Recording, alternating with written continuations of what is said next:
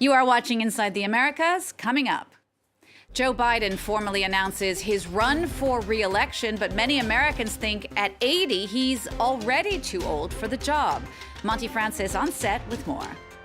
Then, as Canada struggles under the weight of high inflation, we'll meet some of the hundreds of thousands of people turning to food banks to survive. And a look at the long life of civil rights activist and entertainment legend Harry Belafonte. The Hollywood icon died this week, aged 96. I'm Jeannie Godula. Well, this week, Joe Biden announced he's seeking re-election. The U.S. president saying he wants to finish the job. That announcement came as no surprise, and it does set the stage for a possible rematch next year between Biden and former President Donald Trump. In a campaign video announcing his bid this week, Biden took aim at what he called MAGA extremists. When I ran for president 4 years ago, I said we're in a battle for the soul of America, and we still are. The question we're facing is whether in the years ahead we have more freedom or less freedom, more rights or fewer. I know what I want the answer to be, and I think you do too. This is not a time to be complacent. That's why I'm running for re-election. For more on Biden's run for re-election, I'm joined on the set by France 24's Monte Francis. Hi, Monty. Hi, Jeannie. So Joe Biden didn't mention Donald Trump by name, but the implication there obviously very clear. Could we see a rematch between the president and Donald Trump next year? Well, the election is still 18 months away, so we should say that up front, but a lot can happen between now and then. There's no escaping the fact, though, that Joe Biden and Donald Trump are the front runners in the race at this moment in time. That's despite polls that show a majority of Americans do not think that Joe Biden should run for a second term. Take a look at these numbers. A recent NBC poll found that 70% of Americans think Biden should stay out of the race. That includes a majority of Democrats. However, that same poll found that a vast majority of Democrats, or 81%, said they would support him if he is a candidate in the general election, even if they're not so thrilled about it. President Biden is 80 years old, and many cite his age as a major issue. He's too old. He needs to hang it up. He was too old before, and he's way too old now. Honestly, I think he's a little old for that because, he is 80 years old. You never know what's going to happen in the span of that time. I feel like he has the best chance of beating Trump, so I'm pleased that he's running, but also I feel like we need someone new and fresh. I would prefer, honestly, if an opportunity was given to someone who is a bit younger and may have fresh ideas for the country. Joe Biden, already the oldest U.S. president to ever hold office. How much of an obstacle is his age going to be, really? Well, so when this election happens, he will be 82 and he will be 86 years old at the end of a second term. He has said that he understands these concerns about his age, that people should judge him based upon his actions and what he's able to accomplish in office. Here's how the White House is responding to these concerns about the president's age. Age is the same thing that we heard in 2020, right? We heard that over and over in 2020. And if you look at what the president has done this past 2 years, he's been able to deliver and get things done.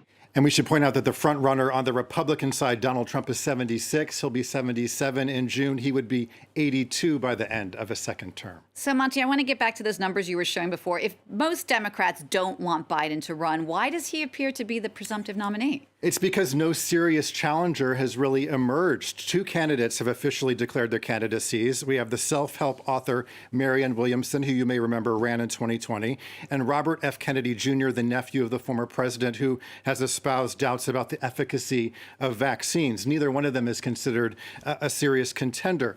Other high-profile Democrats, such as Vice President Kamala Harris, has failed to gain traction. Others, such as California Governor Gavin Newsom, has said he won't run. So you add all of that to the fact that the Democratic National Committee is behind Joe Biden. They haven't even scheduled any primary debates. All right, let's look at the other side. The Republican field's a bit more interesting, but Donald Trump there is still the front runner. That's right. 70% of Republican primary voters are behind Trump. At this early stage, only a couple of candidates have officially declared, along with the former president, former governors Nikki Haley and Asa Hutchinson.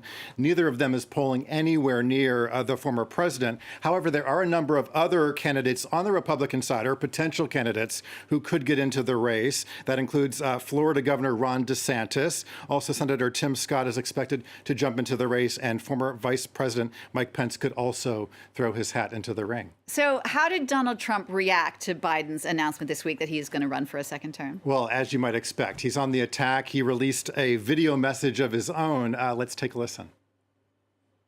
With such a calamitous and failed presidency, it is almost inconceivable that Biden would even think of running for re-election. With your support in the election, we will defeat Joe Biden in 2024. We will rescue our economy. We will crush inflation. We will stop the invasion on our southern border. So that's some very familiar rhetoric we're hearing from Donald Trump, also from Joe Biden. So it's going to be interesting to see how this all plays out. It's feeling a little bit like Deja vu. 2020 all over again, Jeannie. It is. All right. Well, thank you for keeping an eye on that for us, Monty Francis. And I'm sure you'll be continuing to do so as we move toward this election, which, just to remind everyone, is in November of 2024. So a lot of things can change till then. Thanks so much, Monty Francis. Also this week, the state of North Dakota adopted one of the strictest anti-abortion laws in the United States. Republican Governor Doug Burgum signed a bill into law banning nearly all abortion procedures. The slim exception is if the abortion is formed in the first 6 weeks of pregnancy and only in cases of rape, incest, or medical emergencies. Now, most women do not realize they're pregnant by 6 weeks. Up until now, procedures in North Dakota were legal until 22 weeks of pregnancy. Next, inflation has hit hard around the world, including in Canada.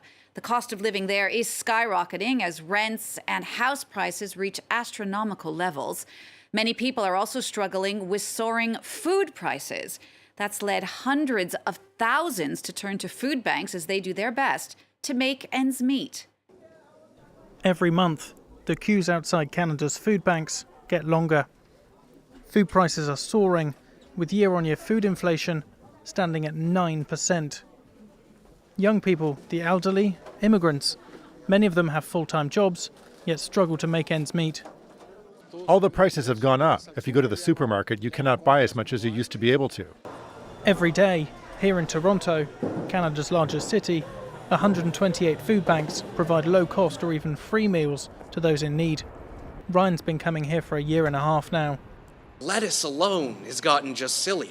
And so it's important to have a place where I can get decent food that's fresh and helps me fill out what I can accomplish with my limited budget. In this food bank, one of the largest in the country, the number of beneficiaries is almost 400% higher than it was 3 years ago. Before the pandemic, we saw about 60,000 clients saying, I'm food insecure. And that number this past March is 270,000. It has escalated by 4 times, and in a country as wonderful as Canada is, it just shouldn't be that way. Food insecurity organisations say 60% more Canadians may end up using food banks this year. Tributes are pouring in for civil rights and entertainment icon Harry Belafonte, who died this week, aged 96. The man known as the King of Calypso was a trailblazing activist, singer, and Hollywood star. Joe Biden called his accomplishments legendary, saying his legacy of outspoken advocacy will endure. And former President Barack Obama called Belafonte a barrier-breaking legend. Belafonte shot to fame in the 50s and was still making movies well into his 80s. Jean-Emile Jamin takes a look back at his life and career.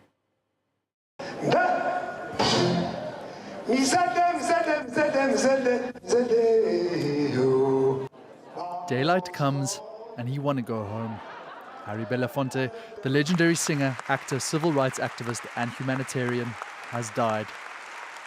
Born in 1927 Harlem, New York, Belafonte spent his early life in his ancestral home of Jamaica before returning post-war. Everything changed when he was paid for work with a theatre ticket, sparking his love for the performing arts. Once I got that kind of platform, the great question was, where do you go with it? In a deeply segregated United States, Belafonte would break into mainstream movies. He won a Tony Award for his role in the 1954 film Almanac, while causing a stir with his mixed-race relationship with Joan Fontaine in Island in the Sun. This is my island in the sun. And all the while, he cultivated a parallel pursuit of jazz, as his husky tones and rich singing melodies captivated audiences nationwide. Belafonte's Calypso became the first ever solo album to sell 1 million copies. Several blockbuster musicals later, and in 1960, he was the first black person to win an Emmy. There still was a lid on how far artists of color could go in this country. Having become a close confidant of Martin Luther King, the performer decided to make civil rights his priority, even providing counsel to President John F. Kennedy. In 1963, along with close friend and co-star Sidney Poitier, Belafonte rallied support for the historic March on Washington. He would go on to extend his causes abroad, coordinating Nelson Mandela's first visit to the United States upon his release. And the word that they cry in the spirit of the fight for freedom is the word Amandla. Controversial in nature, Belafonte continually criticized several high-profile African-American figures, as well as America's foreign policy. The imperialist interests of the Bush government have now been very much put on the table. But all the while, his compassion shone through, receiving an Academy Award in 2014 for humanitarian work. To be rewarded by my peers for my work in human rights and civil rights and for peace. Well, let me put it this way. It powerfully mutes the enemy's thunder. Harry Belafonte's final act before passing on was to be inducted last year into the Rock and Roll Hall of Fame.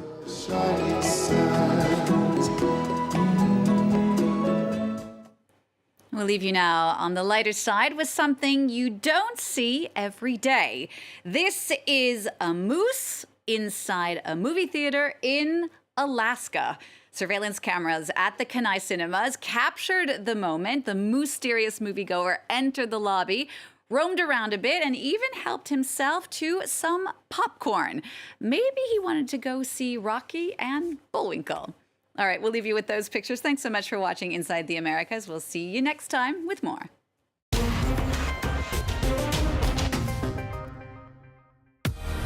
A program about women who are reshaping our world. We meet those who seek equality, be it in the boardroom or at the village well. The 51% brings you stories from across the globe about the women who are challenging the way we think. The 51%, presented by Annette Young on France 24 and France24.com.